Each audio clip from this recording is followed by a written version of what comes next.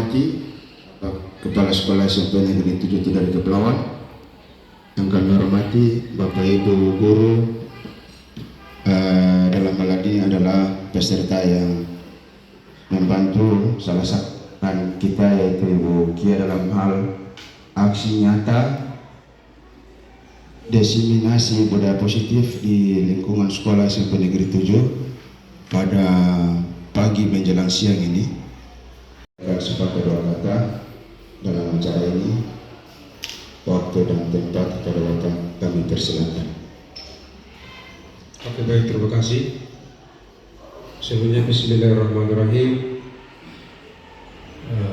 Peserta CBK mungkin saya hormati, teman-teman Bapak Ibu guru yang saya banggakan. Assalamualaikum warahmatullahi wabarakatuh. Alhamdulillahirrahmanirrahim. Segala puji bagi Allah Subhanahu wa Ta'ala.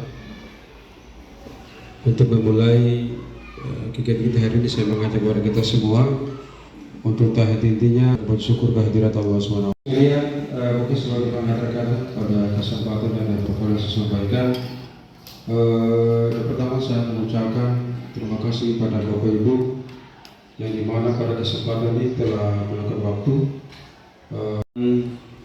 8 tahun 2023. Mudah-mudahan kehadiran teman-teman sekalian menambah semangat kita untuk bagaimana kita mendukung saya kepada kepala sekolah, teman-teman guru, mendukung kepada teman kita ini sebagai peserta calon guru penggerak angkatan 8. Mudah-mudahan atas dukungan yang kita lakukan ini lebih memberikan semangat lagi buat teman kita ini, Bu Kia, untuk melaksanakan tugas-tugas kerja terkait dengan program calon guru penggerak angkatan 8.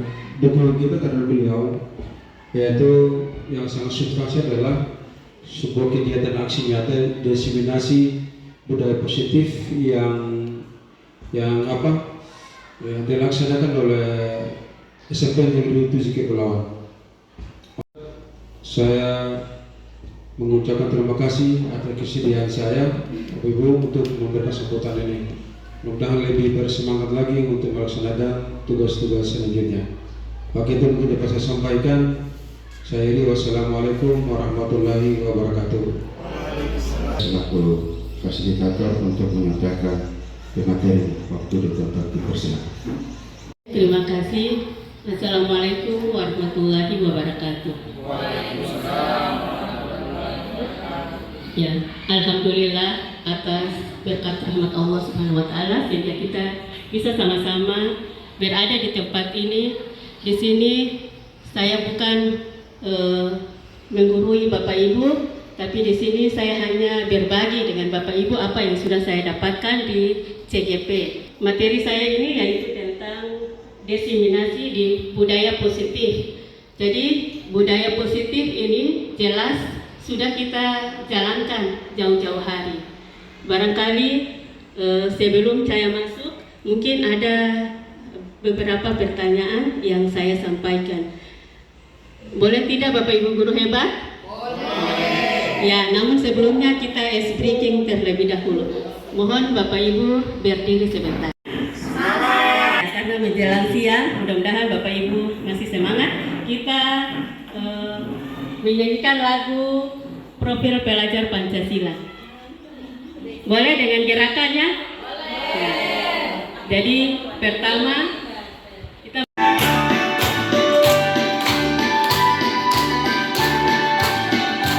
belajar Pancasila, beriman dan bertakwa pada Tuhan yang esa dan berakhlak mulia, menjadi anggota gotong royong mandiri, kreatif dan bernalar kritis, belajar Pancasila.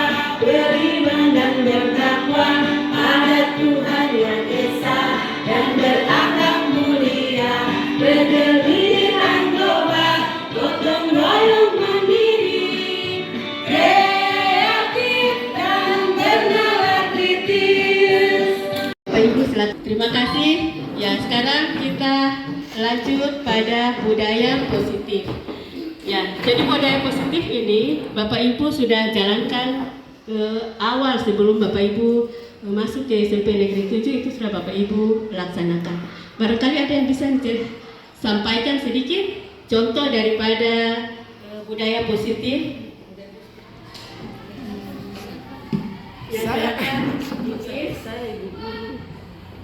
Sekolah itu yaitu salah satunya adalah kita laksanakan duha.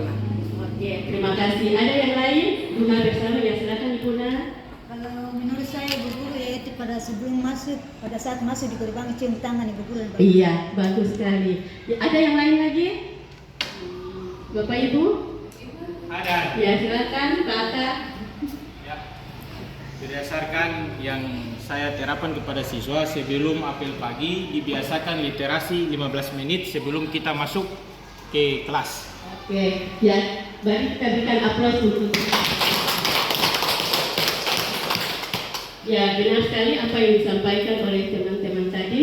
Ya, mulai salat duha bersama, kemudian masuk di gerbang sekolah, berpapasan dengan guru langsung bersalaman, ditambah dengan berliterasi 15 menit sebelum kita mulai pelajaran.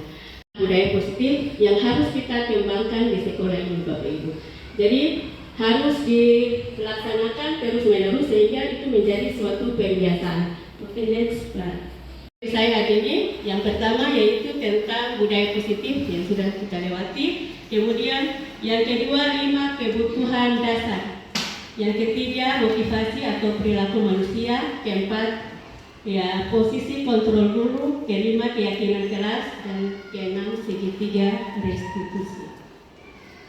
Oke, kita langsung yang kedua. Lanjut next. Ya, motivasi perilaku manusia. Teman-teman, Bapak Ibu, di sini motivasi perilaku manusia itu ada dua. Ada secara internal dan ada yang secara eksternal. Jadi di sini anak-anak kebanyakan itu motivasi eksternal. Jadi eksternal ini kalau boleh kita di sini misalnya mendapat imbalan. Misalnya dalam kelas, kemudian siswa itu menjawab sesuatu, kemudian kita memberikan hadiah atau memberikan imbalan. Itu adalah ini motivasi eksternal. Barangkali dengan ini motivasi eksternal ini kita hilangkan karena dia tidak akan bertahan lama, Bapak Ibu. Jadi kalau yang kita inginkan yaitu motivasi internal yang ada dalam diri mereka. Kalau memang Bapak Ibu tidak memberikan hadiah satu kali, jelas akan prestasi mereka pasti menurun. Jadi itu sebaiknya dihilangkan untuk pemberian hadiah dan sebagainya. Barangkali ini tentang motivasi perilaku manusia Bapak Ibu tahu supaya kita lebih menggali lagi yang namanya internal. Internal itu mereka menghargai diri mereka sendiri. Kalau mereka menghargai diri sendiri otomatis datang tepat waktu karena mereka tahu bahwa apa yang mereka lakukan itu akan berdampak positif pada kehidupan mereka nanti. Bisa Ibu Bapak paham di sini eksternal internal? Bisa. Posisi kontrol guru. Jadi posisi kontrol guru ini yang pertama itu ada penghukum. Ini kita lakukan termasuk saya ya pernah melakukan ini, penghukum, kemudian pembuat rasa bersalah, kemudian sebagai teman, kemudian lagi sebagai pemantau, dan yang kelima adalah manajer.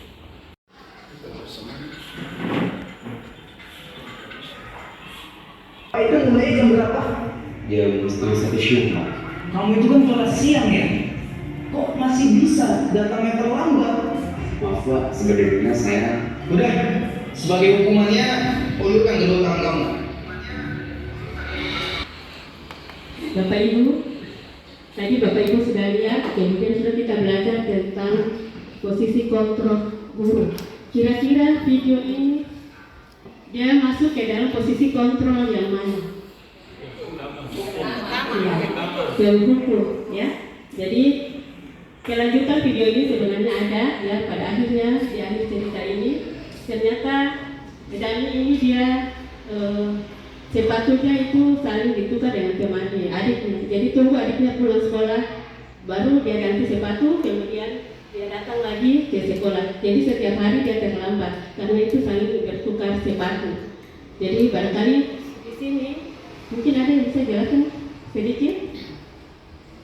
Ini saya jelaskan sedikit tadi tentang guru bilang hukum ya, dengan cara hukuman itu sebenarnya kita kalau hukuman itu harus diketahui dulu apa penyebabnya dia terlambat. Nah, seperti tadi videonya tadi kan akhirnya dan itu adalah sepatunya tertukar dengan adiknya.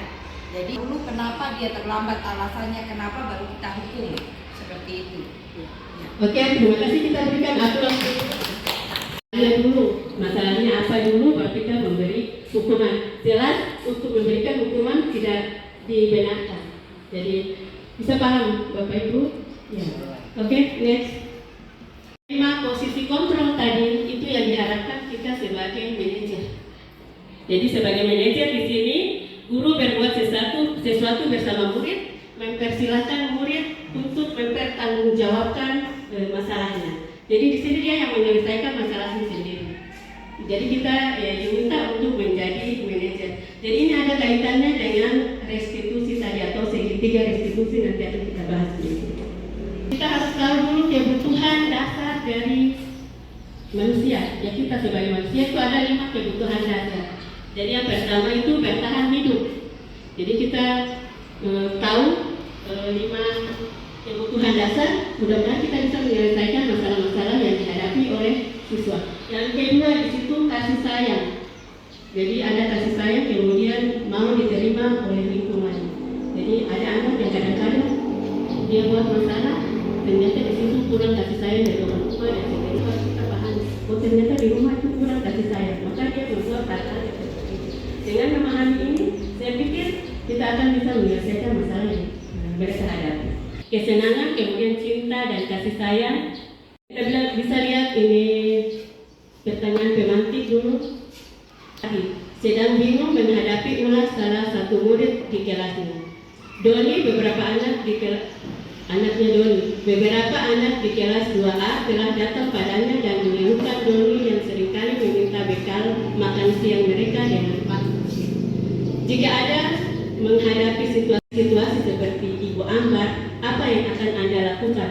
Menurut Anda kira-kira apa alasan Doni melakukan hal tersebut? Ada kaitan dengan tadi. Kira-kira Doni ini apa yang dia butuhkan? Apakah dia kurang kasih sayang? Atau kebebasan? Atau apa? Barangkali ada yang bisa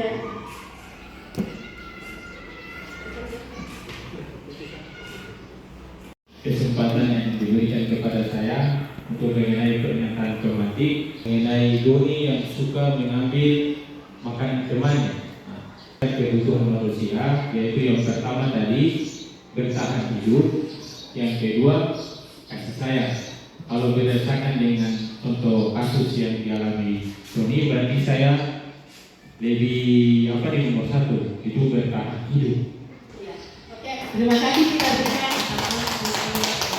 sekarang ya, dia melakukan hal tersebut. Jadi di sini memang dia masuk ke dalam bertahan untuk hidup. Ya. Oke, next. Keyakinan kelas ini harus Bapak Ibu wali kelas harus buat di kelas. Jadi di modifikasi sebagaimana rupa supaya ada di dalam kelas tentang keyakinan kelas ini. Jadi keyakinan kelas ini ada kaitan dengan tadi budaya positif yang pertama tadi.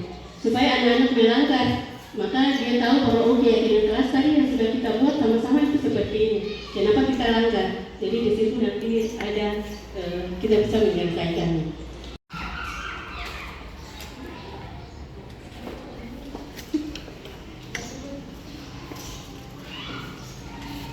Yang harus kita buat di kelas, tulis satu-satu saja. Ya, bisa tempel di depan sini yang sudah. Jadi di dalam keyakinan kelas ini biasanya jangan pakai kata dilarang, ya. Ya, kita ubah dia, misalnya datang tepat waktu, yang seperti itu sudah. Misalnya dilarang datang tepat waktu, jangan kita hindari, ya kita pakai datang tepat waktu dan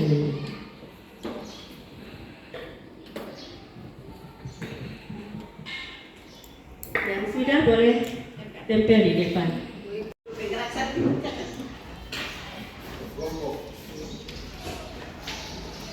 Habis ini galeri apa kapan?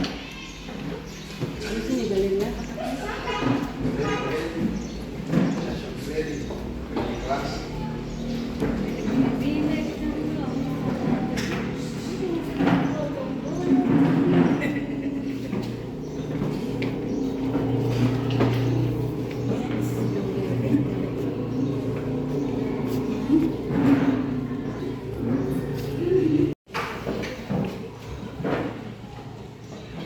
Masih semangat?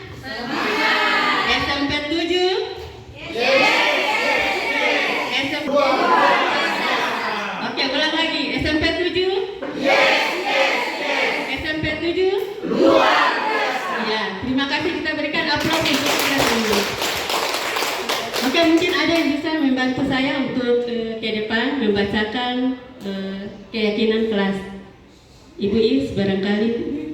Berikutnya untuk saya di sini langsung saja di sini untuk keyakinan kelas. Di sini saya tulis yaitu selalu berkata jujur. Kenapa saya tidak memilih membersihkan kelas, kemudian datang tepat waktu?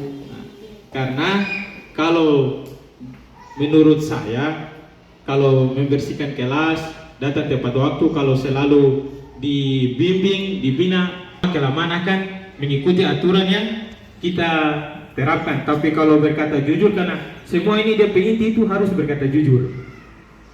Karena sekarang ini cari orang yang berkata jujur itu sangat sulit. Jadi kalau saya itu saya memilih berkata jujur untuk keyakinan dalam kelas. Terima kasih. Oke, berikan aplaus dulu untuk Pak. Terima kasih atas kesempatan yang pertama kali untuk saya. Yang saya tulis di sini untuk keyakinan hadir tepat waktu, terus mengangkat tangan jika ingin bertanya. Karena saya mengajar di kelas 7, berpindah dari SD ke SMP, dan kayaknya kebiasaan mereka yang di SD yang selalu ramah, lalu jika ingin menjawab selalu menjawab beramai-ramai. Jadi kita biasakan dengan jika mengangkat tangan jika ingin bertanya. Terima kasih, itu saja dari saya. Assalamualaikum warahmatullahi wabarakatuh. Ya, kita berikan aplaus lagi. Pertanyaan mungkin dari apa yang sudah kita belajar beberapa menit ya. Di sini keyakinan kelas dan peraturan kelas adalah dua hal yang sama, benar atau salah.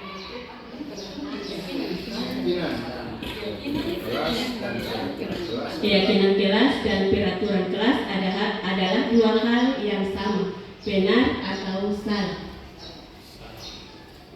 Ya, silakan Ibu Heti. Terima kasih kesempatan yang telah diberikan. Kalau menurut saya keyakinan kelas dan peraturan kelas itu adalah berbeda, salah ya.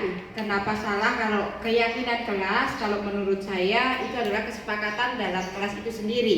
Sedangkan kalau peraturan kelas itu dibikin atau dibuat oleh sekolah yang harus wajib ditaati. Tapi kalau keyakinan kelas tadi kesepakatan di kelas itu sendiri. Oke, terima kasih, kita berikan aplaus lagi. Pertanyaan atau kuis berikut lagi. Ya, keyakinan kelas berlandaskan nilai-nilai kebajikan atau prinsip universal. Benar atau salah? Saya ulang lagi, keyakinan kelas berlandaskan nilai-nilai kebajikan atau prinsip universal. Benar atau salah? Ya, silakan ada yang bisa menjawab pertanyaan ini benar atau salah. Jawab pertanyaan ini benar atau salah? Ya, silakan. Iya, terima kasih. Assalamualaikum warahmatullahi wabarakatuh. Iya, dari pertanyaan yang ada di depan, menurut saya itu jawabannya benar. Iya, kita berikan aplaus untuk kembali. Ya, di sini menggunakan helm saat mengendarai motor. Kira-kira nilainya apa ini? Nilai apa? Keselamatan. Ya, keselamatan. Berikut membuang sampah pada tempatnya. Kebersihan. Kebersihan.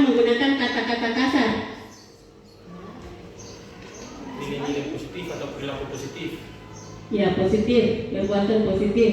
Ya, coba kita lihat jawabannya. Silakan.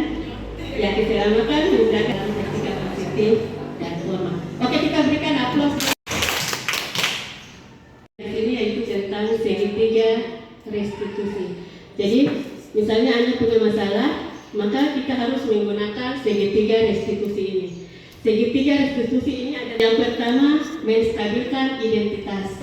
Dari rasa bersalah ke sukses, itu yang menstabilkan identitas. Kemudian validasi tindakan yang salah.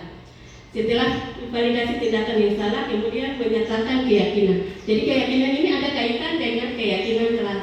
Mereka ada keyakinan kelas apa saja, berarti itu kita masuk pada tahap yang ketiga. Jadi di sini kita bisa membahas masalahnya atau menyelesaikan masalahnya dengan menggunakan segitiga restitusi. Oke, next. Berapa tahap tadi? 3 tahap. 3 tahap di sini menanyakan keyakinan dia berada pada posisi yang keberapa?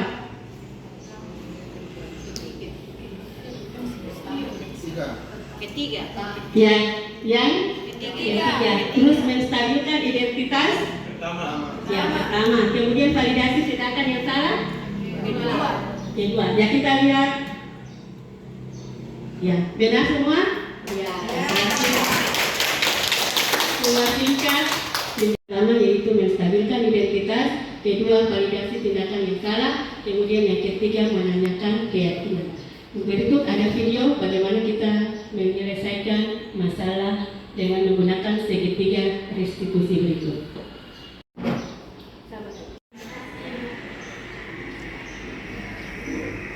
Apa kata Kinanti sehat? Alhamdulillah sehat Ibu. Kinanti tahu kenapa Ibu memanggil Kinanti di sini? Tidak tahu. Tadi pada saat ulangan, Ibu melihat Kinanti melihat jawaban benar atau musuhnya. Benar tidak apa yang disampaikan? Benar. Menurut Kinanti, apa yang Kinanti lakukan benar atau tidak? Tidak, Bu. Kinanti, setiap orang pasti melakukan kesalahan. Kamu bukan satu-satunya yang melakukan itu. Saya ya hanya sepotong saja. Itu dia menggunakan segitiga restitusi baru pada 2 tahap. Yang tahap pertama tadi menstabilkan identitas dan pada tahap kedua validasi tindakan yang salah. Ya. Oke, barangkali dari berakhirnya video segitiga restitusi ini mungkin apa yang saya sampaikan saya berbagi hanya sampai di sini. Saya akhiri. Wassalamualaikum warahmatullahi wabarakatuh.